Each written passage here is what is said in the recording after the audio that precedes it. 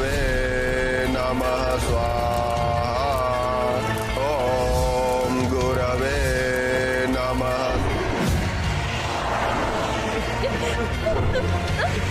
ஜெயா ஜெயா உனக்கு ஒண்ணும் இல்லையே எனக்கு ஒண்ணும் இல்ல ராகேஷ். ஒண்ணும் இல்ல ஒண்ணும் இல்ல.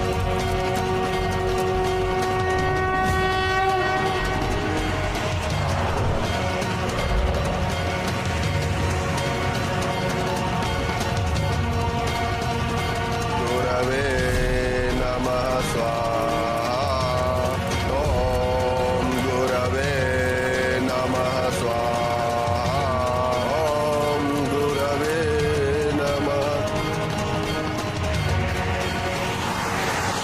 சீக்கிரமா போங்க ராகேஷ். ஸ்ரீ குருவே நமः. ராகேஷ் அது நம்ம பின்னாடி வருது. ராகேஷ் வேகமா போலாம். சீக்கிரம் போங்க.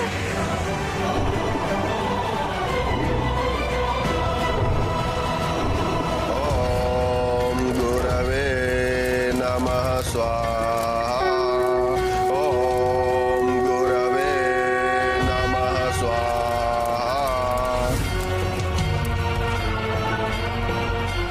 गुरवे नमः स्वाहा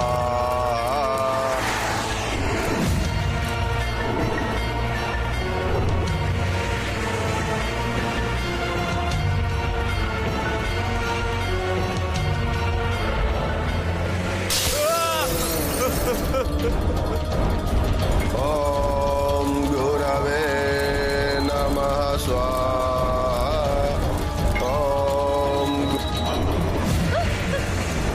ராகேஷ் ராகேஷ் பாத்து உங்களுக்கு என்ன ஆகல? எனக்கு ஒண்ணும் இல்ல நான் நல்லா தான் இருக்கேன்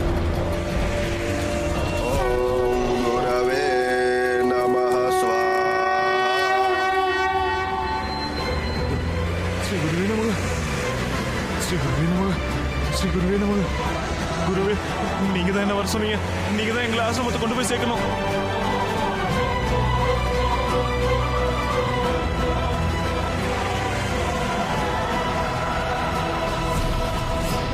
ॐ गुरवे नमः स्वाहा ஜெயா நம்ம ஆசிரமம் பக்கத்துல வந்துட்டோம் நம்ம ஆசிரமம் பக்கத்துல வந்துட்டோம்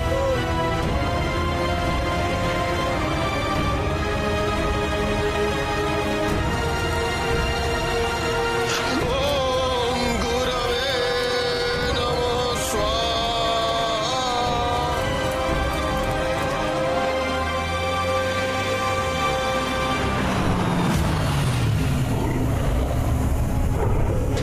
ॐ गुरवे नमः स्वाहा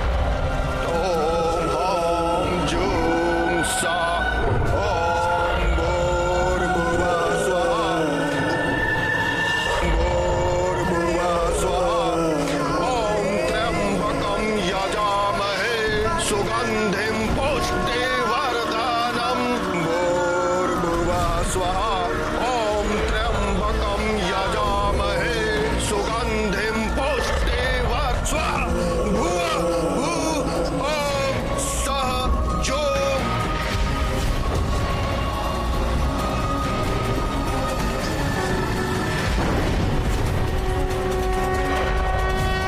उर्वारुकमेव बन्धनान् मृत्योर्मुक्षीयमामृतात् स्वाहा भुवः भुवः ॐ सः जो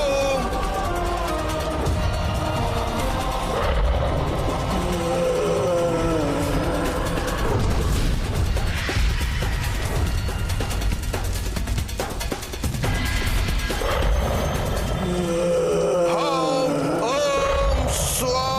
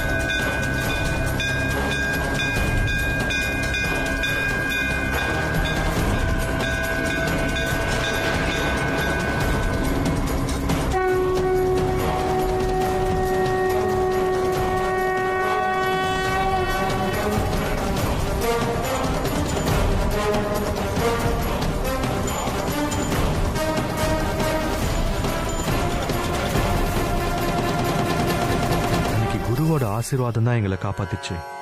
அந்த சம்பவத்துக்கு அப்புறமா குருஜியை பார்த்து பேசணும்னு நினைக்கும் போது அவரோட சிஷ்யன் ஸ்ரவன் எல்லா விஷயத்தையும் சொன்னதா சொன்னாரு. அதனால குரு என்னோட பாதுகாப்புக்காக முதல்ல இருந்தே ஜபத்தையும் தியானத்தையும் ஆரம்பிச்சிட்டாராம். அதனால தான் எப்பெல்லாம் எனக்கு உதவி தேவைப்படுதோ அப்பெல்லாம் உதவலாம்னு நினைச்சாரு. பரேஷோட சடலம் அவரோட வீட்டில் இருந்தது. அவரோட சொந்தக்காரரை கண்டுபிடிக்க எல்லாரும் நிறைய தேடினாங்க, ஆனா எதுவுமே தெரிய வரல. அந்த சம்பவத்துக்கு அப்புறம் ஆன்மீகத்து மேல எனக்கு இருந்த நம்பிக்கை, எனக்கு இருந்த பக்தி இன்னும் அதிகமாயிடுச்சு. அது மட்டும் இல்ல, இன்னொரு விஷயம் கூட எனக்கு நல்லா புரிஞ்சது. நம்மள சுத்தி நிறைய விஷயங்கள் நடந்துகிட்டு இருக்கு, ஆனா அது எல்லாத்தையும் புரிஞ்சுக்கிறது ரொம்ப கஷ்டம். நம்ம இந்திய பாரம்பரியத்துல நிறைய வித்தைகள் இருக்கு. அந்த வித்தைகளை பயன்படுத்தி மனுஷன் நிறைய சக்திகளை அடையலாம். ஆனா இந்த மாதிரி சக்திகளை அடையணும்னா ஒரு மனுஷன் கடுமையா உழைக்கணும். இந்த சித்தியை அடைஞ்சதுக்கு அப்புறம் மனுஷன் அவனோட விருப்பப்படி அக்கம் பக்கம் இருக்கிற சக்திகள் எல்லாம் ஒண்ணு திரட்டி புதுசா ஒரு சக்தியை உருவாக்க முடியும். ஆனா இந்த சக்தி பயங்கரமான சக்தியா மாறிட்டா அதை உருவாக்கணவனை கூட அழிக்கிறதுக்கு வாய்ப்பு இருக்கு. அதனால தான் நம்ம இந்த சித்திகளை சக்திகளை தவறான வழியில பயன்படுத்தக்கூடாது. இந்த சித்திகளை சக்திகளை பயன்படுத்துறதுக்கு முன்னாடி ஒரு விஷயத்த நீங்க ஞாபகம் வச்சுக்கணும். நம்ம உருவாக்கின சக்தியை விட நம்ம வலுவை இழந்துடக்கூடாது. அப்ப அந்த சக்தி நம்ம கிட்ட இருந்தோம் நம்ம பலகீனமா இருப்போம்.